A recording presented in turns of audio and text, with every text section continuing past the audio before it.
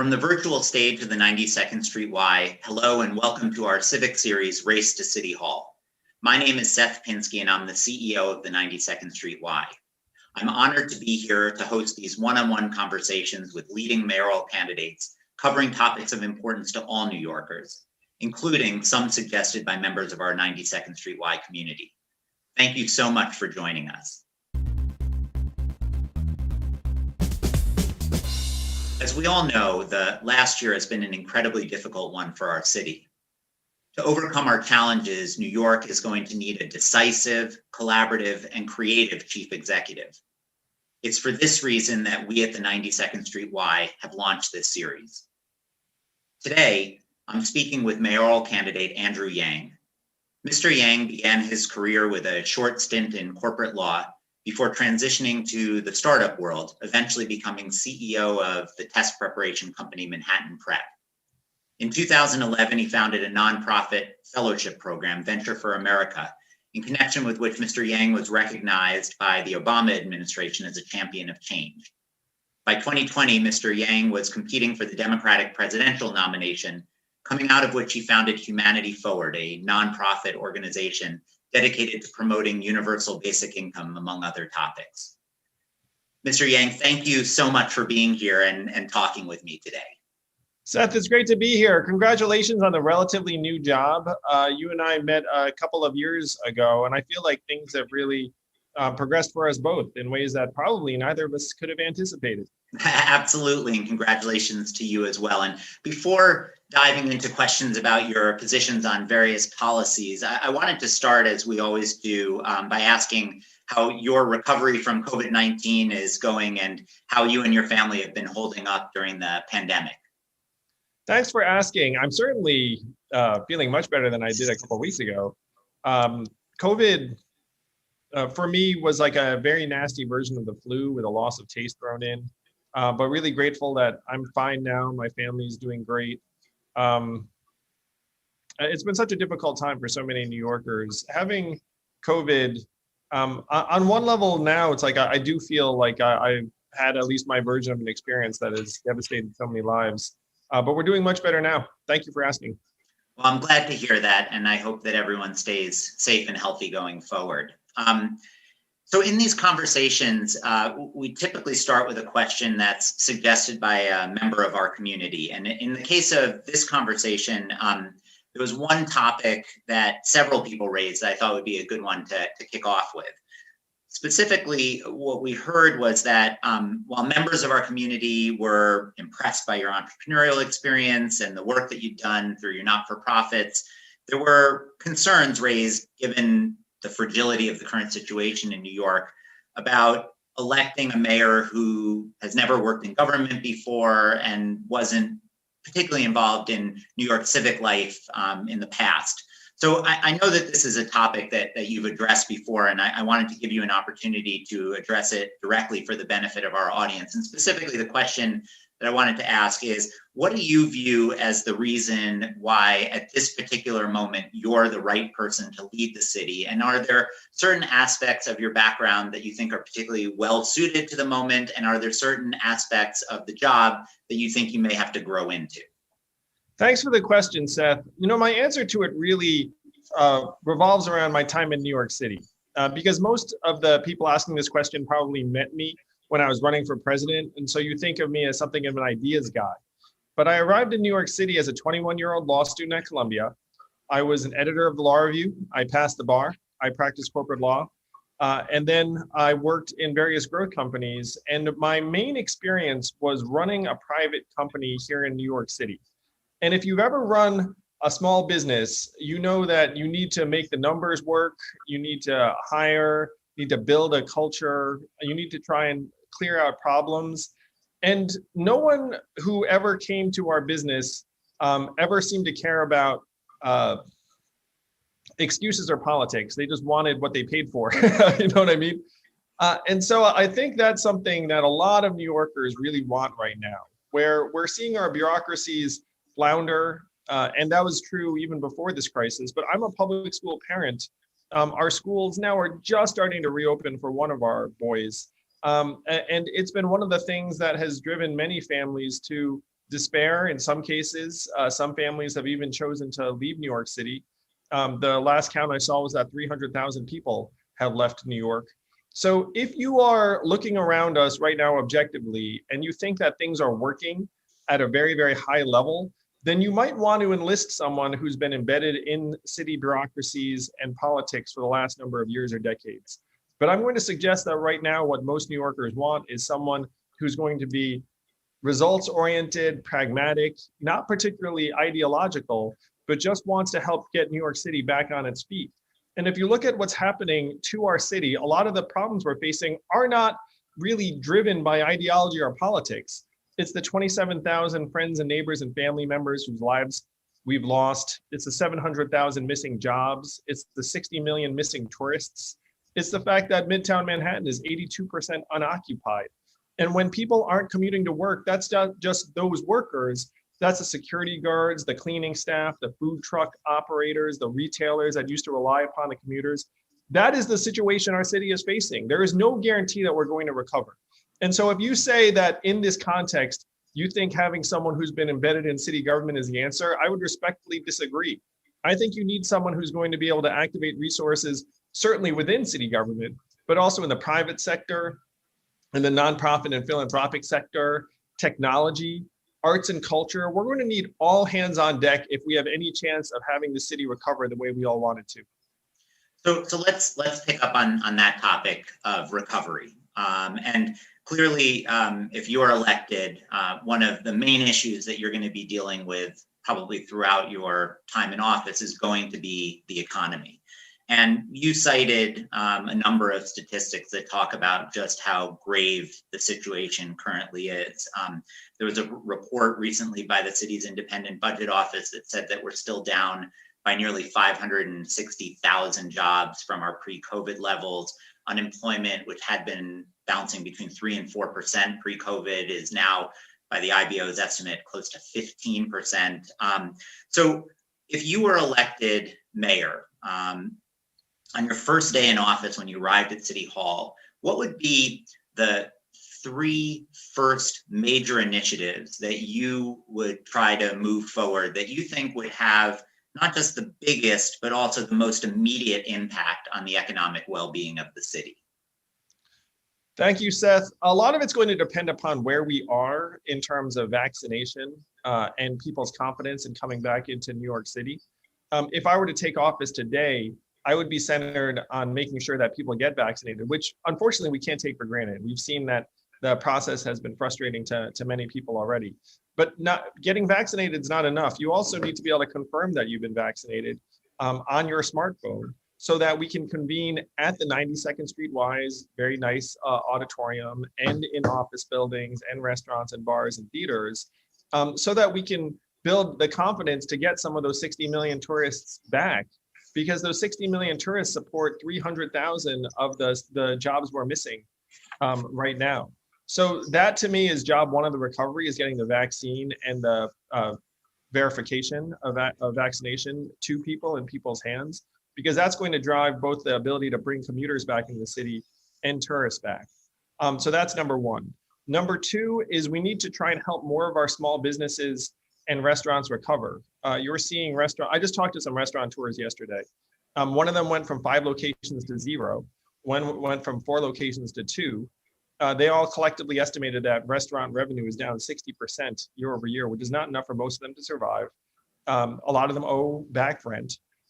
So we need to help these businesses manage their own recovery, because if you can imagine a New York City where the lights continue to go out, that's not going to be able to draw back business or tourism. And then the third thing is that violent crime is up 94% in this city, which is a statistic that we all feel and sense around us, but we're not talking enough about. I have committed to reducing street homelessness by more than 50% in my first term. This is something we can do if we invest in mental health resources, safe haven beds, supportive housing, substance abuse resources, and have a more active standard of intervention. People being on the streets of New York, it's bad for confidence, it's bad for the economy, it's bad for the people involved. And unfortunately, it even does bleed into public safety concerns because we're seeing some incidents where homeless people are attacking other homeless people on the subway. So let me pick up on one of the topics. You hit on a number in that response, which is understandable. But one of the things you talked about was small businesses, and I know that in your platform you talk about creating 15,000 new small businesses. No. That is either helping them stay open or creating. Hopefully, it'd be much more the former. It's all about helping companies that are currently struggling survive. So. Okay, so that's a helpful clarification, but let me ask this. I mean, some of the things that you talk about are reducing the red tape, maybe reducing fees that they have to pay. But it seems to me that when you look at the challenges that our small businesses are facing at the moment, the major challenge that they face is just a simple lack of demand. And I'm wondering what the city can do to help address that issue, or whether you think there are things that the city can do that can overcome that issue and that are different from just bringing demand back. Well, I think we need to do things big and small, Seth, but I'm going to use Broadway as a very illustrative example. Something I've imagined, your community cares a great deal about. We all care a lot about it. So if you look at Broadway, in a normal year, it would bring almost 15 million tourists, support something like 90,000 jobs or so. What are we doing? Thanks to Senate Majority Leader Chuck Schumer, we're investing billions of dollars in the Save Our Stages Act that's going to reopen Broadway maybe as early as this year. Now, I think that is the right move. Broadway is not going to just be able to open its doors based upon native demand. And so what we're doing is we're saying this industry is very important to the world, New York City, in our recovery. And so we're going to plant the flag and we're going to say Broadway is going to be open for business and it's going to be subsidized by our government for a number of months. We should be taking that same approach to a lot of these restaurants and small businesses that we're discussing. And this is very much on the table in the Restaurants Act in Congress. Thank goodness Chuck Schumer is the Senate Majority Leader, not Mitch McConnell, because that value gap is already billions of dollars for New York City. So there are small things we can do for restaurants, like trying to loosen some of the capacity requirements. Obviously, outdoor dining, I think most everyone views as a great success.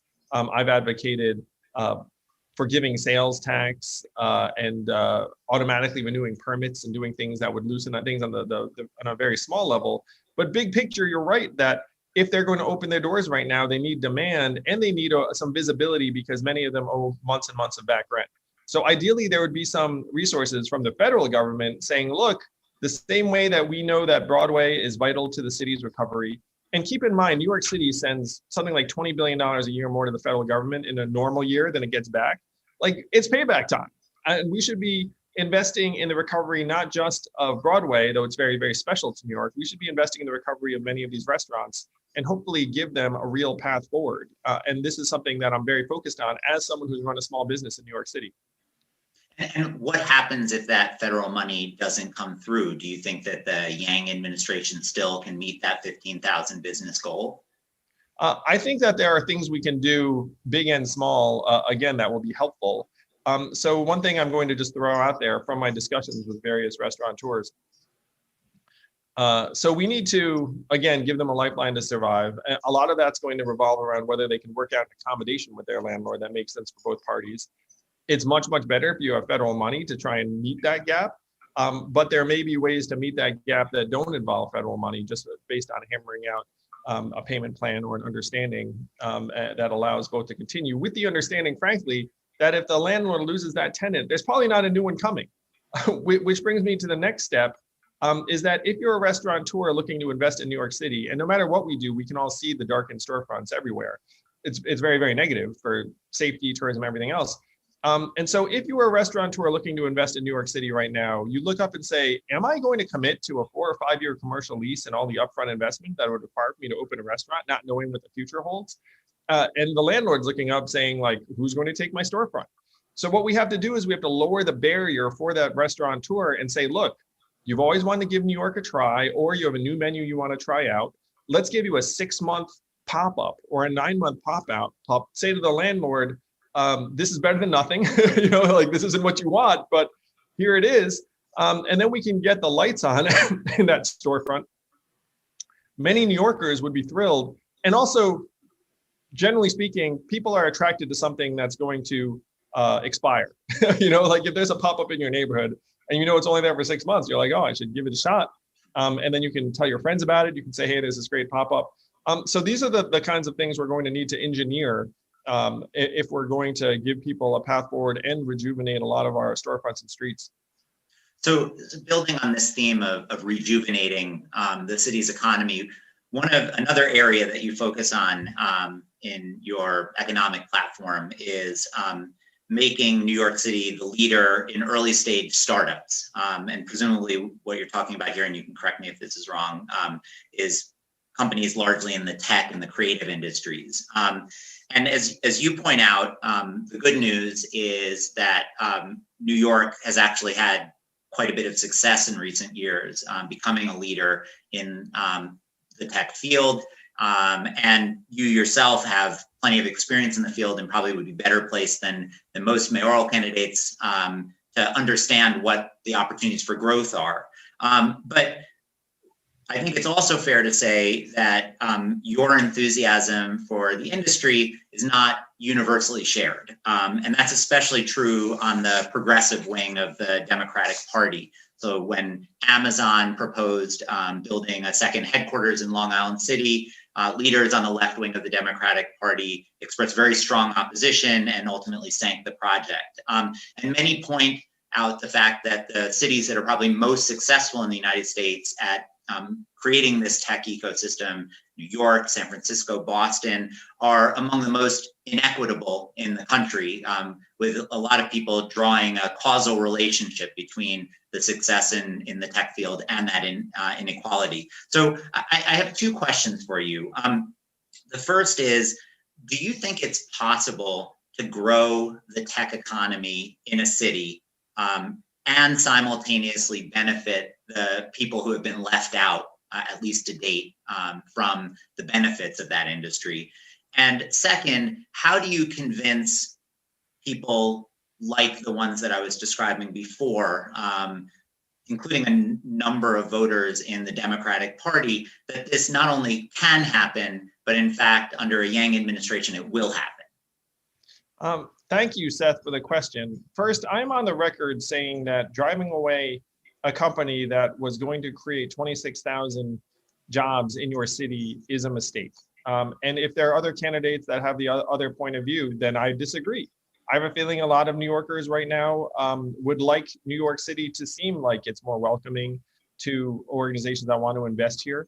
I want my administration to be pro-growth, to be pro-building things, and to be pro-job creation. And we have to be very open to organizations that want to invest and create a lot of jobs here. Now, there's a very, very massive gulf between like a little startup that's trying to make it and a mature company like Amazon.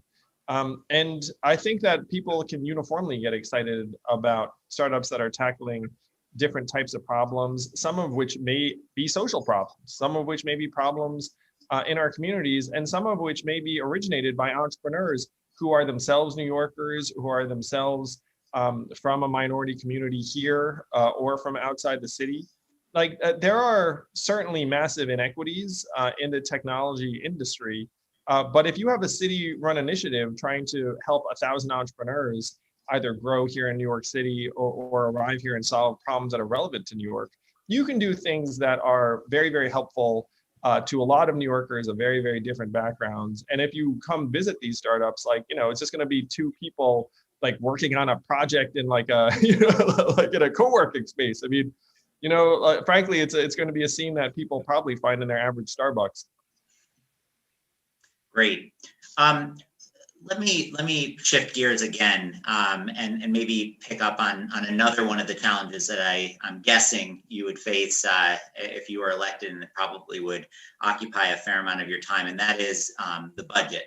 And you've talked about economic growth, which obviously is an important part of starting to repair the damage that's been done to our budget by the coronavirus pandemic.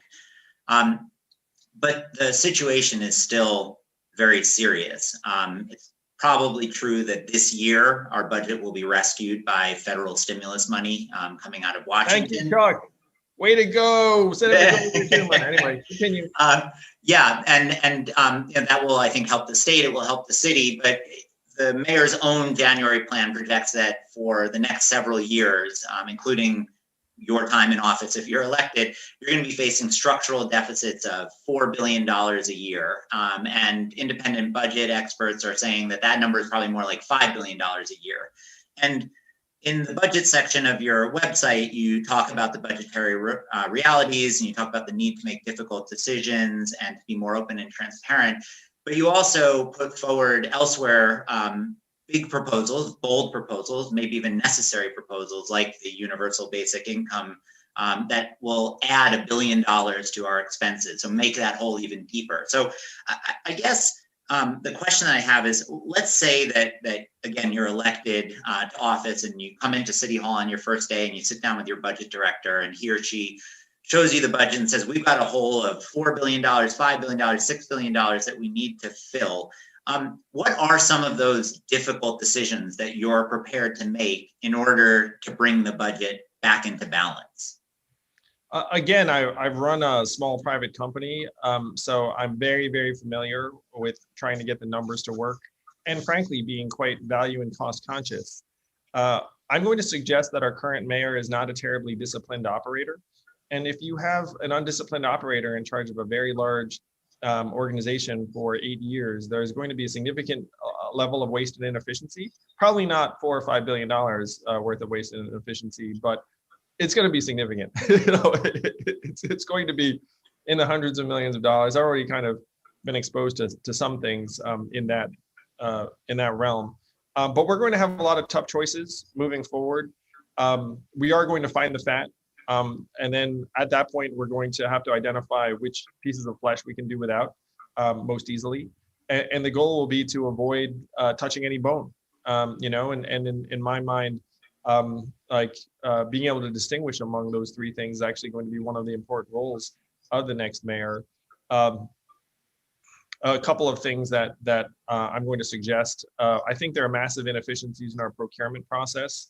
Right now, there are a lot of people winning city contracts whose expertise is in winning city contracts, who then farm out a lot of the services themselves to all these subcontractors who are doing the lion's share of the work and then taking a premium based upon their ability to get those contracts. I think there are significant savings there. I think there will be some managed attrition from various agencies that could realize significant cost savings over my first term. But the struggles are going to be real. I am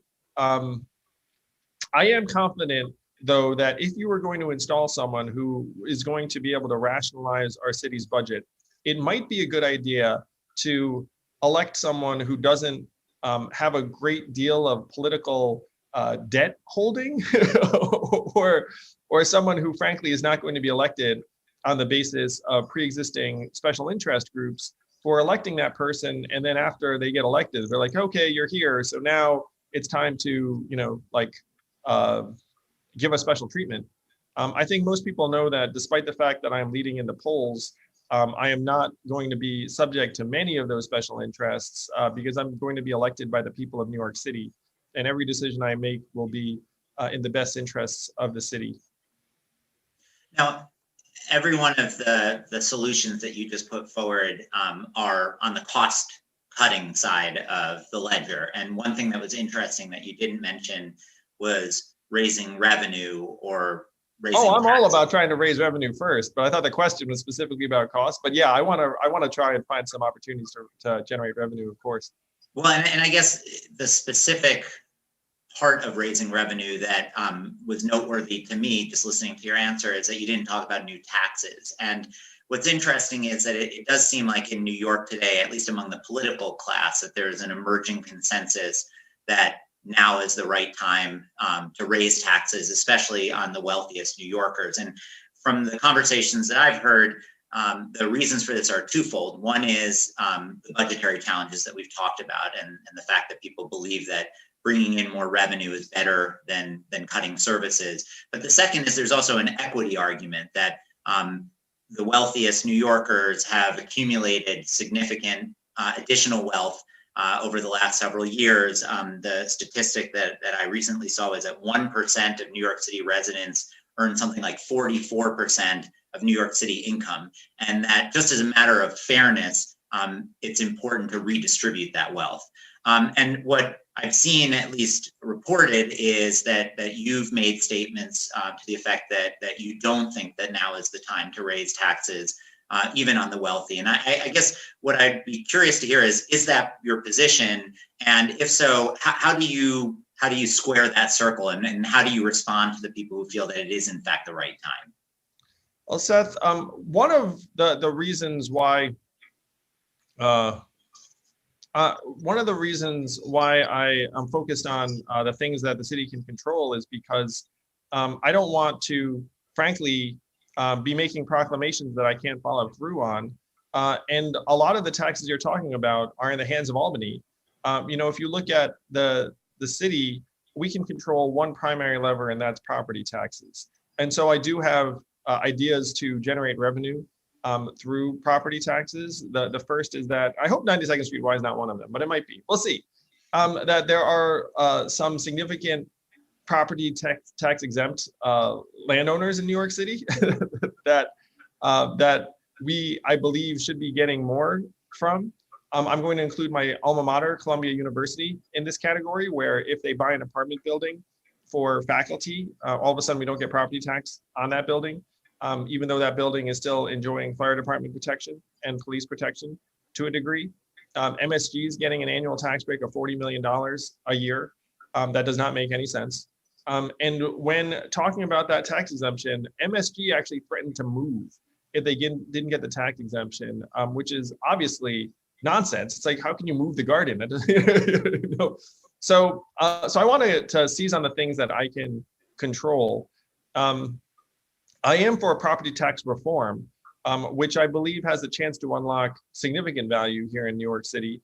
There are property owners in parts of Brooklyn that are paying 7 times the effective property tax rate as condominium owners in parts of Manhattan, and that's bad policy. It's bad for the economy.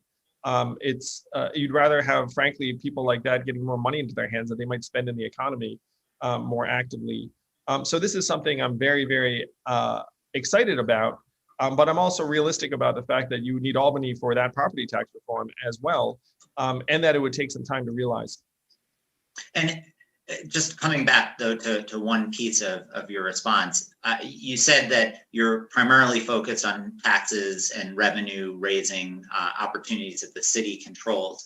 But the environment in Albany right now is probably pretty favorable to raising income taxes, even at the city level, on the wealthiest New Yorkers. Are you saying that even if you could get it through Albany, you wouldn't get it through Albany? You wouldn't try? Or what is your position on whether that is the right policy for the city to be pursuing? There have been people in New York City that have done fantastically well, almost unimaginably well relative to the average human being.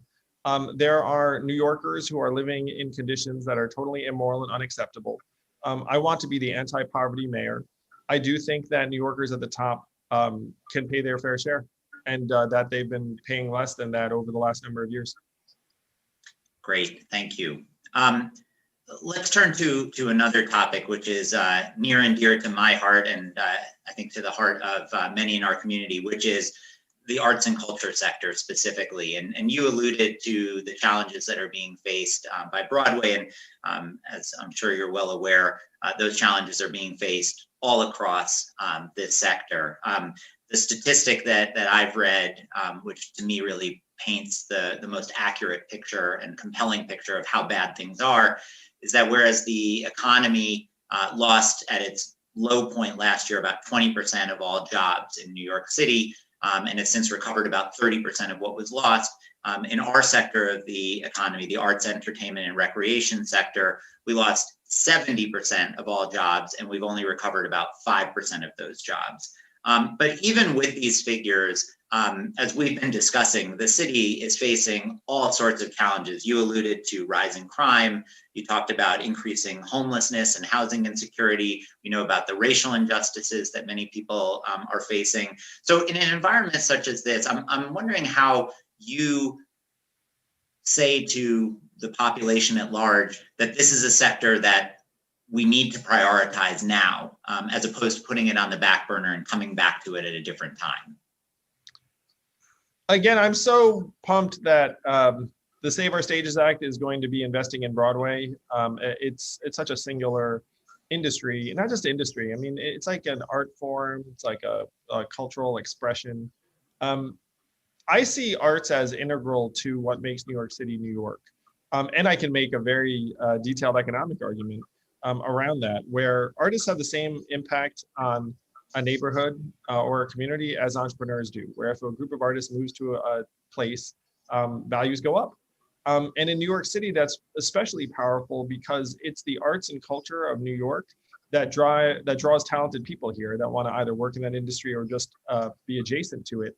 And then that talent converging in New York City is what causes organizations to pay a premium to be here, because if they're in a very, very competitive industry and they think they can get this much better talent here, then that could be worth this much in terms of their organization's performance.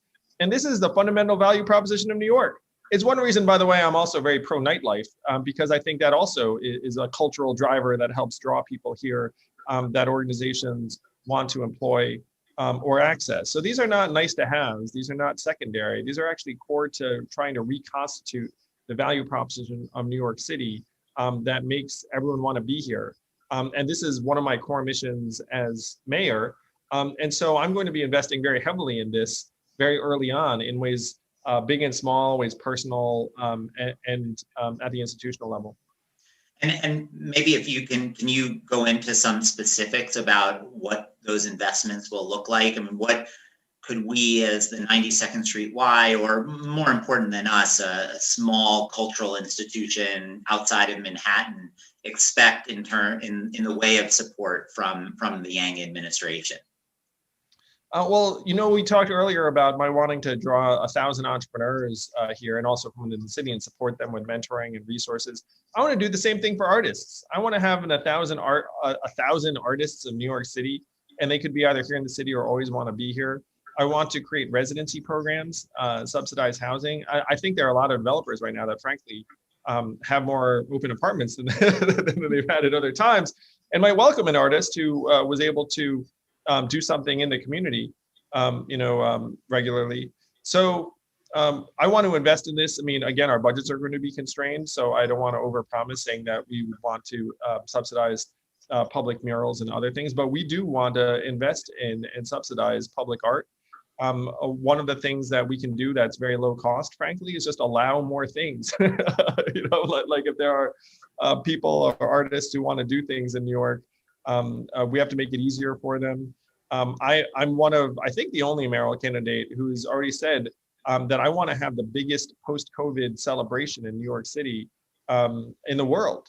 Because frankly, right now, when people think about New York City, the image that in their mind is of people banging pans together on a balcony, thanking essential workers. We have to give them a more current, contemporary message of thousands of New Yorkers and people from around the country celebrating together for artists.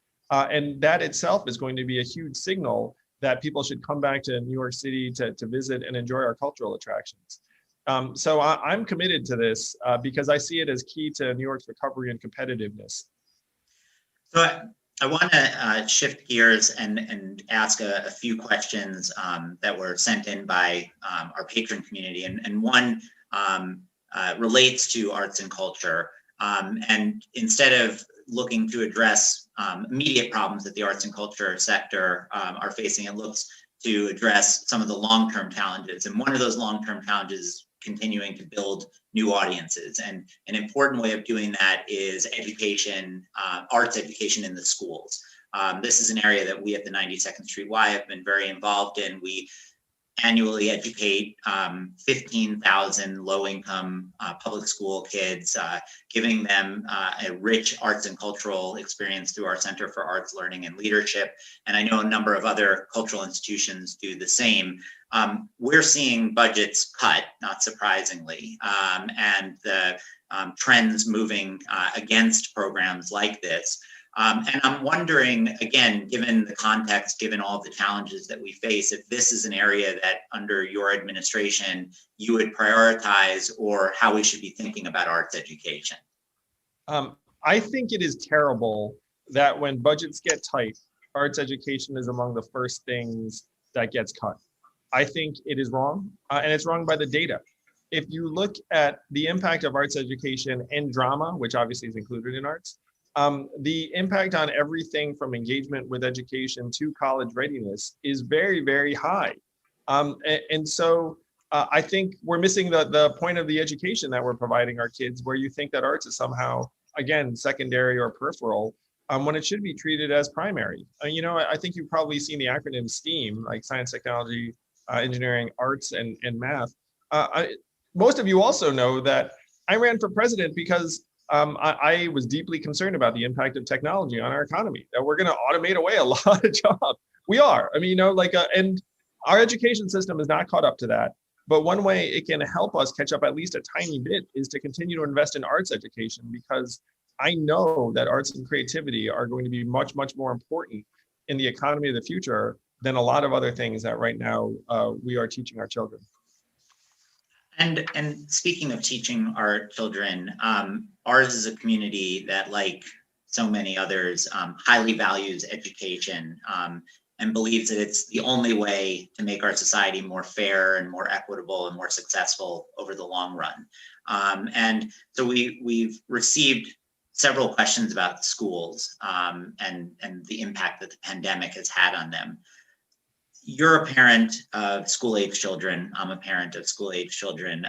I've watched the experiment in remote learning for a year, and I've reached the conclusion that remote learning is not actual learning. And I don't think I'm alone in this assessment. Now you see Dr. Jill Biden, you see the new education secretary, Miguel Cardona, hitting the road and talking about how important it is for us to get our schools open again and teaching in person. And yet, for many children, we're a year into the pandemic and they're still learning exclusively remotely. And that's even true here in New York. Our public high schools are all closed. I think only a third of our middle school students are in school.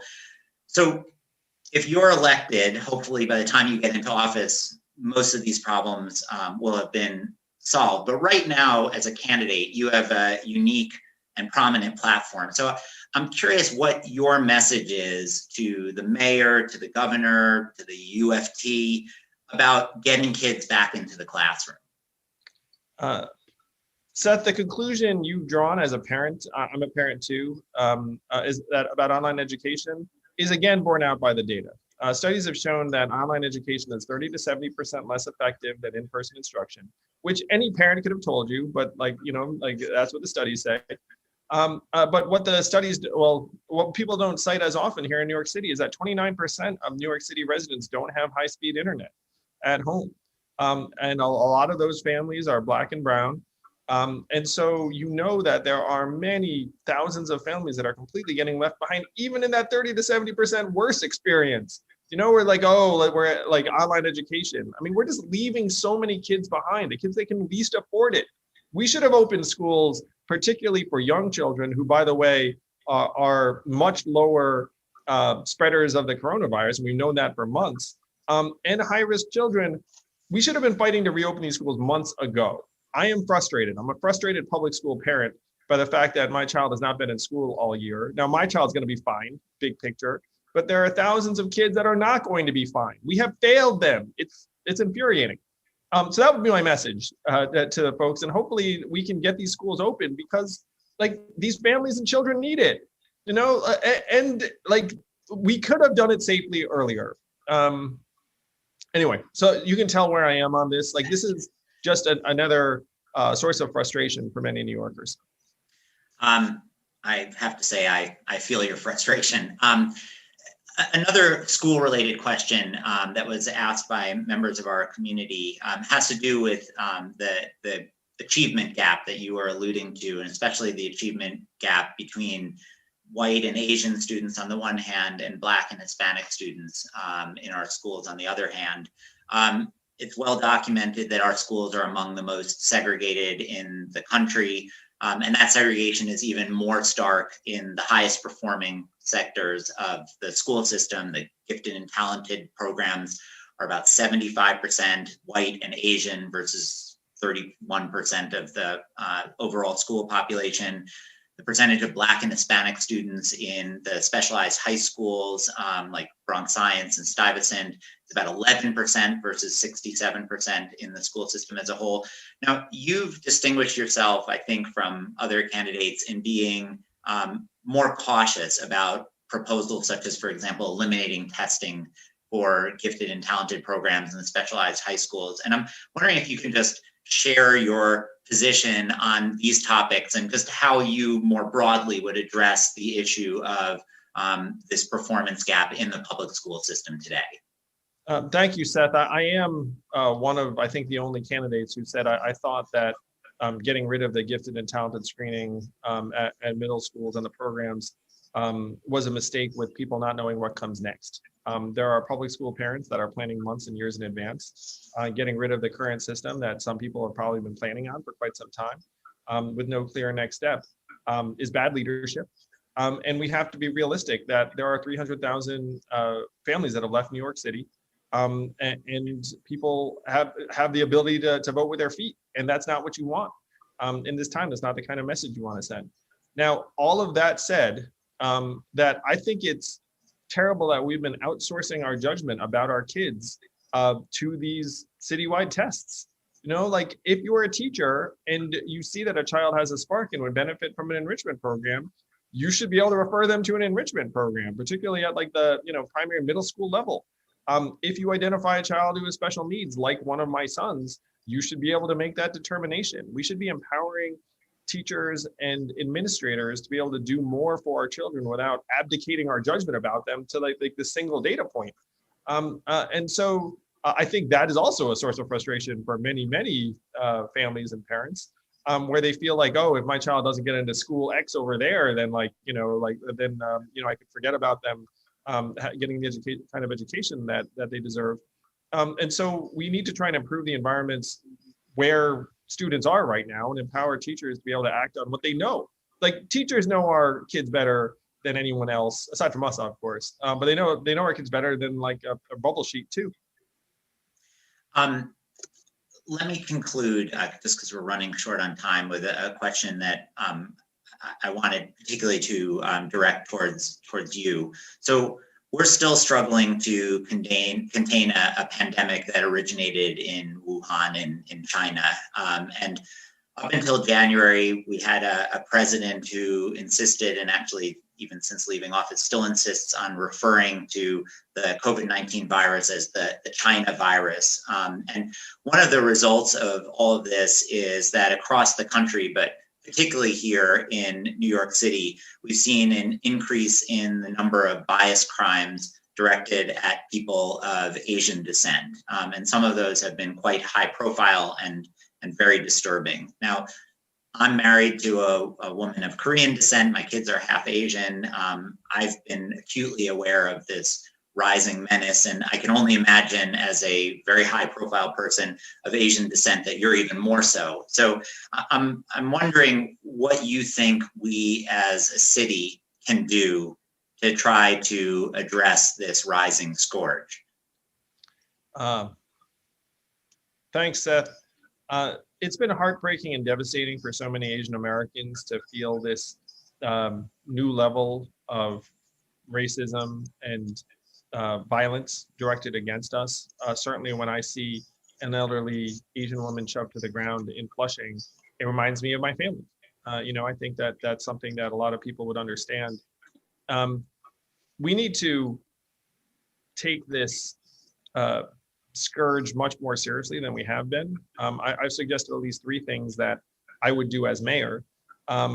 Number one, I would fund the Asian Hate Crimes Task Force instead of having it be a volunteer group. Like, this is not, to me, the kind of thing you respond to with extracurricular hours on the part of police officers. Number two, we should treat these incidents as hate crimes when they do occur and send a very clear message that there's no place for hatred and racism in New York City against any group. And number three, we need to do more to reach out to the Asian American community and build bonds of trust, because as many incidents are being reported right now, I am 100% sure that a lot of things are not being reported. A lot of Asian Americans do not feel comfortable reaching out to people. There's a language barrier, there are a lot of other barriers. And so we need to try and change that. And I would be something I'd be determined to do as mayor. But bigger picture, our city is facing a disintegration, really. I mean, we're down over 500,000 jobs. People are struggling, and hurt people hurt people.